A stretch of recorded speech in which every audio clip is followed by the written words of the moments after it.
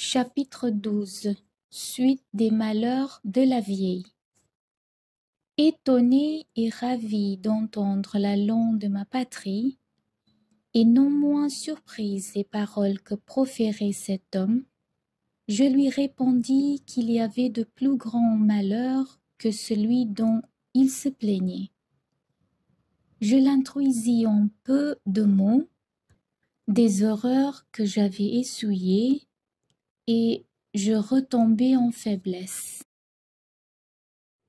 Il m'emporta dans une maison voisine, me fit mettre au lit, me fit donner à manger, me servit, me consola, me flatta, me dit qu'il n'avait rien vu de si beau que moi et que jamais il n'avait tant regretté ce que personne ne pouvait lui rendre.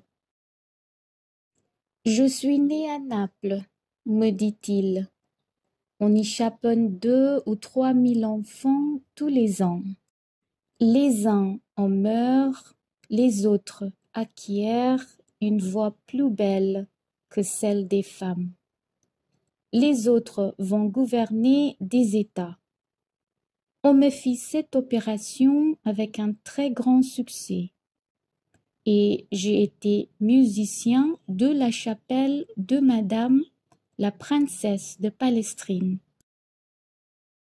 De ma mère, m'écriai-je. De votre mère, s'écria-t-il en pleurant. Quoi? Vous seriez cette jeune princesse que j'ai élevée jusqu'à l'âge de 6 ans et qui promettait déjà d'être aussi belle que vous êtes? C'est moi-même. Ma mère est à 400 pas d'ici, coupée en quartiers sous un tas de morts. Je lui contai tout ce qui m'était arrivé. Il me conta aussi ses aventures et m'apprit comment il avait été envoyé chez le roi de Maroc par une puissance chrétienne pour conclure avec ce monarque un traité par lequel on lui fournirait de la poudre, des canons et des vaisseaux pour l'aider à exterminer le commerce des autres chrétiens. Ma mission est faite, dit cet honnête eunuque. Je vais m'embarquer à Ceuta et je vous ramènerai en Italie. Mace si augura d'essere senza coglioni. Je le remerciai avec les larmes d'attendrissement, et au lieu de me mener en Italie, il me conduisit à Alger et me vendit au dé de cette province. À peine fus-je vendu que cette peste qui a fait le tour de l'Afrique, de l'Asie, de l'Europe, se déclara dans Alger avec fureur. Vous avez vu des tremblements de terre, mais mademoiselle, avez-vous jamais eu la peste? Jamais, répondit la baronne. Si vous l'aviez eue, reprit la vieille, vous avoueriez qu'elle est bien au-dessus d'un tremblement de terre. Elle est fort commune en Afrique. J'en fus attaquée. Figurez-vous quelle situation pour la fille d'un pape, âgée de 15 ans, qui en 3 mois de temps avait éprouvé la pauvreté, l'esclavage, avait été violée presque tous les jours, avait vu couper sa mère en 4, avait essuyé la faim et la guerre, et mourait pestiférée dans Alger. Je n'en mourus pourtant pas, mais mon eunuque et le dey et presque tout le sérail d'Alger périrent. Quand les premiers ravages de cette épouvantable peste furent passé, on vendit les esclaves d'Oudey. Un marchand m'acheta et me mena à Tunis. Il me vendit à un autre marchand qui me revendit à Tripoli. De Tripoli, je fus revendu à Alexandrie, d'Alexandrie revendu à Smyrne, de Smyrne à Constantinople. J'appartins enfin à un aga des janissaires qui fut bientôt commandé pour aller défendre Azov contre les Russes qui l'assiégeaient. L'aga, qui était un très galant homme, mena avec lui tout son sérail et nous logea dans un petit fort sur les Palus Méotides, gardé par 2 eunuques noirs et 20 soldats. On tua prodigieusement 2 Russes, mais ils nous le rendirent bien. Azov fut mis à feu et à sang, et on ne pardonna ni au sexe, ni à l'âge. Il ne resta que notre petit fort. Les ennemis voulurent nous prendre par famine. Les 20 janissaires avaient juré de ne se jamais rendre.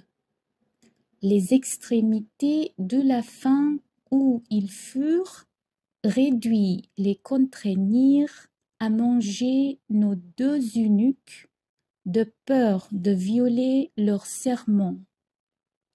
Au bout de quelques jours, ils résolurent de manger les femmes.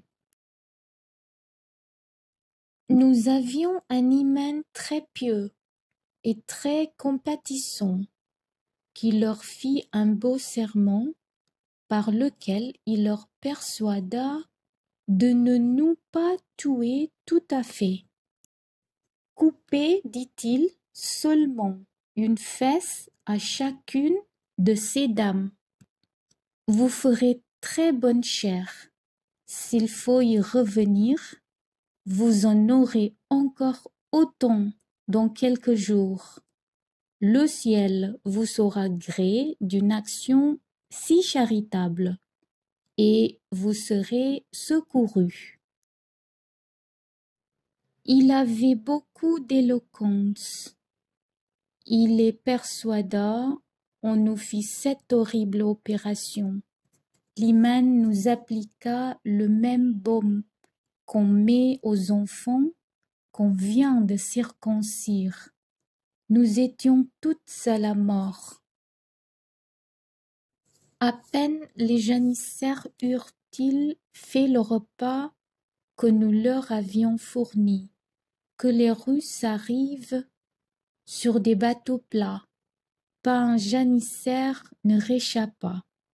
Les Russes ne firent aucune attention à l'état où nous étions. Il y a partout des chirurgiens français. Un d'eux, qui était fort adroit, prit soin de nous.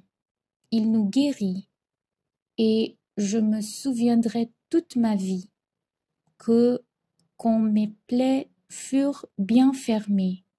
Il me fit des propositions. Au reste, il nous dit à toutes de nous consoler. Il nous assura que dans plusieurs sièges, pareille chose était arrivée, et que c'était la loi de la guerre. Dès que mes compagnes purent marcher, on les fit aller à Moscou. J'échus en partage à un boyard qui me fit sa jardinière et qui me donnait 20 coups de fouet par jour. Mais ce seigneur, ayant été roué au bout de 2 ans avec une trentaine de boyards pour quelques tracasseries de cour, je profitai de cette aventure. Je m'enfuis. Je traversai toute la Russie. Je fus longtemps servante de cabaret à Riga, puis à Rostock, à Wismar, à Leipzig, à Kassel, à Utrecht, à Leyde, à l'Aï, à Rotterdam. J'ai vieilli dans la misère et dans l'opprobre, n'ayant que la moitié d'un derrière, me souvenant toujours que j'étais fille d'un pape. Je voulus 100 fois me tuer, mais j'aimais encore la vie. Cette faiblesse ridicule est peut-être un de nos penchants les plus funestes, car y a-t-il rien de plus sot que de vouloir porter continuellement un fardeau qu'on veut toujours jeter par terre, d'avoir son être une horreur et de tenir à son être, enfin de caresser le serpent qui nous dévore jusqu'à ce qu'il nous ait mangé le cœur? J'ai vu dans les pays que le sort m'a fait parcourir et dans les cabarets où j'ai servi un nombre prodigieux de personnes qui avaient leur existence en exécration. Mais je n'en ai vu que 12 qui aient mis volontairement fin à leur misère. 3 nègres, 4 Anglais, 4 Genevois et un professeur allemand nommé Robeck. J'ai fini par être servante chez le juif Don Issachar. Il me mit auprès de vous, ma belle demoiselle. Je me suis attachée à votre destinée et j'ai été plus occupée de vos aventures que des miennes. Je ne vous aurais même jamais parlé de mes malheurs, si vous ne m'aviez pas un peu piqué et s'il n'était d'usage dans un vaisseau de conter des histoires pour se désennuyer. Enfin, mademoiselle, j'ai de l'expérience, je connais le monde. Donnez-vous un plaisir. Engagez chaque passager à vous conter son histoire. Et s'il s'en trouve un seul qui n'ait souvent maudit sa vie, qui ne se soit souvent dit à lui-même qu'il était le plus malheureux des hommes, jetez-moi dans la mer, la tête la première.